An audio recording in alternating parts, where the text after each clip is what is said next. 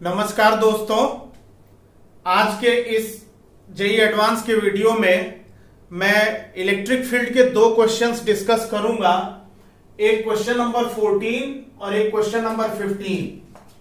दोस्तों, इन दोनों क्वेश्चंस को डिस्कस करने के बाद मैं अपनी लाइव क्लासेस जो स्टार्ट कर रहा हूं 11th पोर्शन की, और उसमें एनसीईआरटी लेवल से लेकर के जेई मेंस, नीट और एडवांस लेवल तक के सारे क्वेश्चंस कवर करूंगा। उसके शेड्यूल के बारे में लास्ट में मैं डिस्कस करूंगा। तो पहले मैं आपको ये दोनों क्वेश्चंस डिस्कस कर देता हूं। ये इलेक्ट्रिक फील्ड के दो इंपॉर्टेंट क्वेश्चंस हैं, इनको आप ध्यान से देखिए। क्वेश्चन नंबर 14 ये कह रहा है कि two horizontal metal plates are at separation 1.5 10⁻² meter. The upper plate is maintained at positive potential 1.5 kilovolt while other plate is earthed. ये अपर प्लेट है, ये 1.5 किलोवोल्ट के पॉजिटिव पोटेंशियल पे मेंटेन की गई है, लोअर वाली प्लेट अर्थिंग की गई है। कह रहा है कि an oil drop of 4.9 10⁻15 kg is at rest between the plates.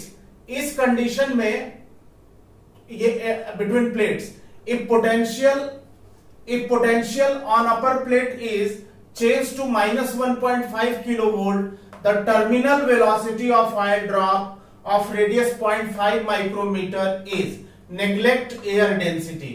ये चार ऑप्शंस दिए हुए हैं और कोफिशिएंट ऑफ विस्कोसिटी भी क्वेश्चन में दे रखा है।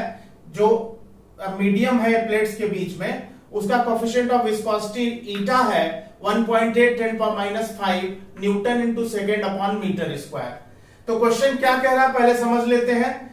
शुरू में ये प्लेट पॉजिटिव थी, 1.5 किलोवोल्ट का पोटेंशियल था, ये अर्थ थी। इसके इंडक्शन की वजह से इस प्लेट के इस सरफेस पे नेगेटिव चार्ज आएगा, और जब ये पॉजिटिव या नेगेटिव होगा तो इलेक्ट्रिक फील्ड का डायरेक्शन नीचे होगा।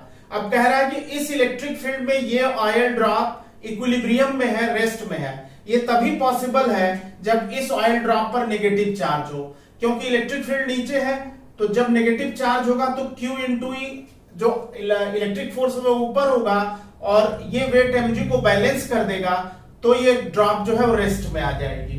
तो पहला केस जो है वो आपको समझ में आ गया। दूसरा केस ये कह रहा है कि if potential on the upper plate is change to -1 kilovolt, इस पर पोटेंशियल -1 किलोवोल्ट रख दे तो ये प्लेट नेगेटिव हो जाएगी। अगर ये प्लेट नेगेटिव हो जाएगी तो उस पर्टिकुलर केस में अगर ये प्लेट नेगेटिव होगी तो इंडक्शन की वजह से जो अर्थिंग वाली प्लेट है इसके अपर सरफेस पे पॉजिटिव चार्ज आएगा, तो इलेक्ट्रिक फील्ड का डायरेक्शन ऊपर हो जाएगा। पहले हम इसको पॉजिटिव इसको नेगेटिव कंसीडर करके पहला इक्वेशन लिखते हैं। इक्विलिब्रियम की कंडीशन में QE बराबर mg, ये इक्वेशन नंबर 1 हो गया। और ये उस समय ये वाली जो ड्रॉप है वो नेगेटिवली चार्ज है, -Q है। तो एक इक्वेशन तो ये हो गया। अब कहता है कि पोलैरिटी रिवर्स कर देते हैं। ये वाली जो प्लेट है ये नेगेटिव हो गई, ये नेगेटिव हो गई, -1.5 किलोवोल्ट। ये वाली प्लेट पॉजिटिव हो गई, तो इलेक्ट्रिक फील्ड का जो डायरेक्शन है वो जस्ट रिवर्स हो जाएगा, ऊपर की तरफ हो जाएगा। तो अब इस नेगेटिव चार्ज पे जो फोर्स है, नेगेटिवली चार्ज ड्रॉप पे जो फोर्स है वो फील्ड के जस्ट अपोजिट होगा, यानी कि इलेक्ट्रिक फोर्स अब इस कंडीशन में QE नीचे हो जाएगा। तो इसका मतलब है कि जब ये दोनों फोर्स नीचे लगेंगे तो ये ड्रॉप इक्विलिब्रियम की कंडीशन से नीचे की तरफ मूव करना शुरू करेगी, और इस पर्टिकुलर केस में जब ये ड्रॉप नीचे आएगी तो एयर का जो ड्रैग लगेगा, जिसको हम विस्कस ड्रैग कहते हैं, FV, वो ऊपर की तरफ लगेगा। ड्रॉप नीचे आएगी, विस्कस फोर्स ऊपर लगेगा।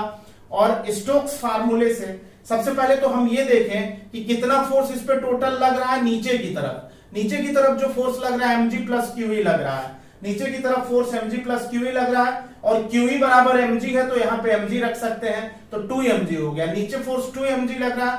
अब ये ड्रॉप नीचे आने लगी, नीचे आएगी तो इसका जो है ये एक्सेलरेट इस फोर्स के अंडर इसका एक्सेलरेशन क्या होगा, F/mg, 2mg/m यानी 2g होगा। 2g एक्सेलरेशन से ये ड्रॉप नीचे आएगी, और इसके बाद इसके बाद क्या होगा कि एक पर्टिकुलर इसकी वेलोसिटी बढ़ती जाएगी, एक्सेलरेट हो रही है तो वेलोसिटी बढ़ रही है, वेलोसिटी बढ़ते बढ़ते एक पर्टिकुलर वेलोसिटी ऐसी आएगी जब ये जो विस्कस फोर्स है वो 2mg को बैलेंस कर देगा। यानी जो इस ड्रॉप पे विस्कस ड्रैग लग रहा है वो डाउनवर्ड फोर्स को बैलेंस कर देगा। उस पर्टिकुलर केस में ये ड्रॉप कांस्टेंट वेलोसिटी से नीचे आएगी जिसको हम कहते हैं टर्मिनल वेलोसिटी। तो स्टोक्स फार्मूला अगर यूज करें तो स्टोक्स फार्मूले में विस्कस फोर्स होता है 6 पाई नीटा आर वी, वी यानी टर्मिनल वेलोसिटी, और यहां पे 2mg, अगर ये फोर्स दोनों इक्वल हो गए तो 2mg के बराबर ले लिया, यहां से टर्मिनल वेलोसिटी आ गई mg upon 3 pi eta R V, 3 pi eta R V, और क्योंकि ये 2 और 6 कट के 3 हो गया। अब इसमें सारी न्यूमेरिकल वैल्यू रख दी, मास रख दिया, g की वैल्यू रख दी, पाई की वैल्यू रख दी, और ईटा रख दिया, यहां पे दिया हुआ है ये रख दिया, और रेडियस 0.5 माइक्रोमीटर दिया हुआ है ये रख दिया 10⁻⁶। सॉल्व करने पे टर्मिनल वेलोसिटी 5.7 10⁻⁻10 मीटर की ये आ गई। तो इसका जो आंसर है इस पर्टिकुलर केस में, इस पर्टिकुलर क्वेश्चन का आंसर सेकंड है, सेकंड ऑप्शन सही है। अब इसके बाद क्वेश्चन नंबर 15 देखिए। क्वेश्चन नंबर 15 बेटा ध्यान से देखिएगा। ए particle of charge small q mass small m is suspended from a point on the wall by rigid massless rod of length L is equal to 3 metre. ये रॉड है, आप ये सपोज कर लो कि ये रॉड है, इस इनिशियली इस पोजीशन में था, ये पार्टिकल यहां पे सस्पेंडेड था, ये हॉरिजॉन्टली इस तरह से ये रॉड जो है इस तरह से सस्पेंडेड थी, यहां पे ये चार्ज पार्टिकल लगा हुआ था। अब कह रहा है कि इस पॉइंट ऑफ सस्पेंशन के ऊपर अगर ये लेंथ कैपिटल L है, ये लेंथ कैपिटल L है, तो कैपिटल L लेंथ पे एक चार्ज माइनस Q रखा हुआ है। यहां पे दिया हुआ है above point of suspension another charge particle minus Q at distance capital L from point of suspension, यहां से इससे कैपिटल L लेंथ पे माइनस Q चार्ज रखा हुआ है। When small q charge is slightly displaced and released, the time period of its oscillation is, यानी ये जो पेंडुलम था इसको यहां तक डिस्प्लेस किया और डिस्प्लेस करके छोड़ा तो ये ऐसे ऐसे ऑसिलेट करने लगा। तो आपको इसका टाइम पीरियड बताना है। 4 ऑप्शंस दिए हुए हैं, 2 सेकेंड, 3 सेकेंड, 4 सेकेंड, 6 सेकेंड। इस क्वेश्चन में ये 2 कंडीशंस दे रखी हैं, kq स्क्वायर 2mgl स्क्वायर और स्मॉल g की वैल्यू पाई स्क्वायर। ये 2 कंडीशन इस क्वेश्चन में दे रखी हैं। तो अब आप देखो बेटा, शुरू में पेंडुलम ऐसे था, इसको यहां तक ऐसे डिस्प्लेस करके छोड़ा, जब इसको यहां तक डिस्प्लेस करके छोड़ा तो इसके वेट का, अगर ये एंगल हम थीटा लेते हैं तो इसके वेट, ये एंगल थीटा हो जाएगा, तो इसके वेट का ये वाला कंपोनेंट हो जाएगा mg sin थीटा। तो इसको छोड़ेंगे तो ये अपने मीन पोजीशन की तरफ रिस्टोर होगा, यानी इस पर रिस्टोरिंग टॉर्क लगेगा। अब जब ये पेंडुलम यहां आएगा, इस पे चार्ज q है, तो इस नेगेटिव चार्ज की वजह से इस पॉजिटिव चार्ज पर अट्रैक्शन इधर लगेगा। ये एंगल थीटा है और ये पूरा एंगल पाई माइनस थीटा है, ये पूरा एंगल पाई माइनस थीटा है। और आप जानते हो इस ट्रायंगल के तीनों एंगल का सम पाई होगा। तो अगर ये एंगल पाई माइनस थीटा है तो इसका मतलब इन दोनों एंगल का सम थीटा होना चाहिए, यानी θ/2 और θ/2, तभी ये पाई माइनस थीटा हो पाएगा। तो अब इस पर्टिकुलर केस में अगर ये θ/2 है तो इलेक्ट्रिक फोर्स का जो ये कंपोनेंट है, ये वाला कंपोनेंट है इलेक्ट्रिक फोर्स का, अगर हम ये कंपोनेंट देखें तो ये कंपोनेंट हो जाएगा Fe sin θ/2। इस इलेक्ट्रिक फोर्स का ये कंपोनेंट हो जाएगा Fe sin θ/2 और mg का ये वाला कंपोनेंट है mg sin थीटा। तो अब इस पर्टिकुलर केस में हम ये देखेंगे बच्चों कि जब इस पेंडुलम को हम यहां ले जाकर के छोड़ेंगे तो ये क्या रिस्टोरिंग टॉर्क इस पे लगेगा कि ये अपने मीन पोजीशन की तरफ आएगा। जो रिस्टोरिंग टॉर्क लगेगा वो हो जाएगा टाउ इक्वल्स टू, रिस्टोरिंग है तो minus under bracket mg sin theta, ये जो फोर्स लग रहा है mg sin theta multiplied by इसकी perpendicular distance L, mg sin theta into perpendicular distance, force into perpendicular distance, ये टॉर्क हो गया। ये टॉर्क इस पेंडुलम को क्लॉकवाइज रोटेशन देगा, ये क्लॉकवाइज टॉर्क है। अब इसके बाद एफ ई साइन थीटा अगर देखें तो F E sine theta by to, F E sine theta by two का टॉर्क का की वजह से टॉर्क जो है वो एंटी क्लॉकवाइज होगा, तो इसको माइनस ले लेंगे F E sine theta by two और multiplied by perpendicular distance capital L. तो इस तरह से ये रिस्टोरिंग टॉर्क होगा। और इस tau is equal to I alpha आपको मालूम है, I moment of inertia, alpha angular acceleration, mg l sin theta minus के इलेक्ट्रिकल फोर्स होगा q स्क्वायर बाई इन दोनों चार्ज के बीच के डिस्टेंस, इन दोनों चार्ज के बीच के डिस्टेंस। देखो बेटा, एक परपेंडिकुलर अगर यहां से डाल दे, ये एंगल थीटा बाई टू है, ये कैपिटल एल है, तो साइन थीटा बाई टू हो जाएगा, साइन थीटा बाई टू हो जाएगा। अगर हम इसको इस राइट एंगल ट्रायंगल को ध्यान से देखिए, ये कैपिटल एल है और हमने ये परपेंडिकुलर डाला है, ये परपेंडिकुलर डाला है, तो हमें यहां से यहां तक की डिस्टेंस अगर x मान ले तो x बेस अपॉन हाइपोटेन्यूज हो जाएगा cos थीटा बाई टू, तो cos थीटा बाई टू हो जाएगा x बाई एल, यानी कि x की वैल्यू हो जाएगी l cos थीटा। और इसी तरह से इस वाले ट्रायंगल x की वैल्यू हो जाएगी l cos theta by to. इसी तरह से इस वाले ट्रायंगल में देखें, अगर ये l है और ये भी x से इक्वल है, तो इस पर्टिकुलर केस में ये भी l cos theta by two हो जाएगा base upon hypotenuse cos theta by two. इसका मतलब इन दोनों चार्जेस के बीच के distance l cos theta by two plus l cos theta by two, यानी 2l cos theta by two का whole square multiplied by capital L, capital ये तो sine theta by two already है ही, एफ ये हो गया, ये एफ हो गया, sign theta by two already है, मल्टीप्लाइड बाई एल। अब मोमेंट ऑफ इनर्शिया अगर इस मास का देखें, चूंकि ये लाइट रॉड है, तो रॉड की moment of inertia light rod की जीरो होगी, मतलब कुछ भी नहीं होगी। तो अब इस केस में इस मास का देखें मोमेंट ऑफ इनर्शिया, तो ml स्क्वायर इंटू अल्फा हो जाएगा। और ये ब्रैकेट टर्म सॉल्व करने पे ये ब्रैकेट टर्म इतना आ जाएगा, इसको आप ध्यान से देखिए। अब इस ब्रैकेट में से हम KQ स्क्वायर जहां लिखा हुआ है वहां पे 2mgl स्क्वायर लिख देंगे, KQ स्क्वायर की जगह 2mgl स्क्वायर लिख देंगे और फिर mgl को बाहर ले लेंगे, ब्रैकेट से बाहर ले लेंगे mgl को, और यहां ब्रैकेट में बचेगा sine theta minus sine theta by two divided by 2 cos square theta by to.